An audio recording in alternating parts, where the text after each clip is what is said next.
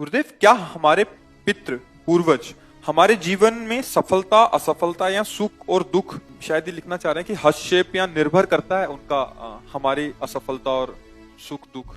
उस जीवात्मा का कर्म है कि अब अपाहिज होकर जन्म होगा, या जन्म लेते ही अपाहिज हो जाएगा, या यौवन अवस्था में अपाहिज हो जाएगा। अब उसके दुख का भोक्ता उसके माता पिता है, उनका भी कर्म उस जीव से पूर्व के कर्मों में जुड़ा हुआ है।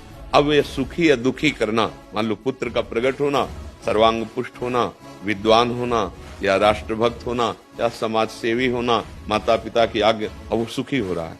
एक आता बड़ा धूर्त स्वभाव का, प्रतिपल माता पिता को कष्ट देने वाला, कर्मों का संयोग बन रहा है। ऐसे ही भगवान के मार्ग में चलने वाला जब भगवत प्राप्त हो जाता है तो कहते हैं 21 पीढ़ी उसकी तर जाती है। अब हमारे जो पितर हैं वो बड़े पुण्यात्मा रहे, धर्मात्मा रहे, तो वो पितृलोक को जाएंगे, स्वर्ग पितृलोक को। और हम जो यहाँ पिंड दान करते हैं वो उनको प्राप्त होते हैं। यदि उनके अशुभ कर्म हुए तो नरक जाएंगे।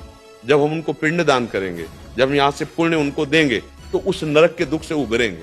अगर हम भजन करें, ये एक महान कार्य है, नाम जप किसी का भी उद्धार कर सकते हैं। तो इसीलिए मनाया जाता है कि हमारे परिवार में कोई पुण्यात्मा हो जाए। पितर जो है ना, जो स्वर्ग में विराजमान हमारे पूर्वज, आपको समझ में आया?